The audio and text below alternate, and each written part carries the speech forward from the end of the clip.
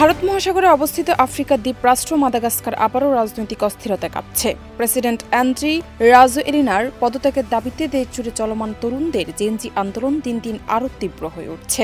এলএমই certified বিশ্বসেরা কপারে তৈরি Walton cables, যা আপনার স্থাপনাকে রাখবে সব সময় নিরাপদ। কাতার ভিত্তিক সংবাদ মাধ্যম আল জাজিরা জানিয়েছে, ৩ অক্টোবর রাজধানী আন্তানানারিভোতে ফের রাস্তায় নামে বিক্ষোভকারীরা। পানি, বিদ্যুৎ সহ মৌলিক সেবা দানে চরম ব্যর্থতার অভিযোগ তুলে প্রেসিডেন্টের পদত্যাগ দাবি করে তারা।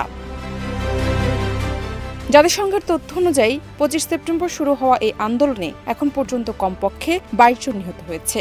পরিস্থিতি নিয়ন্ত্রণে আনতে শুক্রবারও টিয়ার গ্যাস ছুড়ে বিক্ষোভকারীদের ছত্রভঙ্গ করে পুলিশ।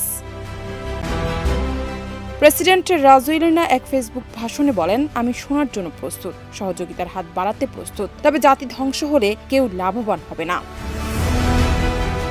তবে তিনি অভিযোগ করেছেন, কিছু বিরোধী রাজনৈতিক আন্দোলনের আড়ালে অভ্যুত্থানের ষড়যন্ত্র করছেন। এমনকি জাতিসংঘের সাধারণ অধিবেশনের সময় নিউ ইয়র্কেও এমন পরিকল্পনার চেষ্টা হয়েছে বলে দাবি করেন তিনি, যদিও তার পক্ষে কোনো প্রমাণ হাজির করেননি। জেনজি আন্দোলন প্রেসিডেন্টের এই বক্তব্যকে অর্থহীন বলে প্রত্যাখ্যান করেছে। তারা হুঁশিয়ারি দিয়েছে, ২৪ ঘন্টার মধ্যে দাবির বিষয়ে সাড়া না দিলে তারা নেবে সবচেয়ে কঠোর পদক্ষেপ। এই বিক্ষোভে এখন শুধু রাজনীতিতে সীমাবদ্ধ নয়, ছড়িয়ে পড়েছে উত্তরের মাহাজাঙ্গা, দক্ষিণের তৈলারা ও ফিয়ান্টার্নসোয়া সহ বিভিন্ন অঞ্চলে। জান্নাত নিপু, দেশ রূপান্তর।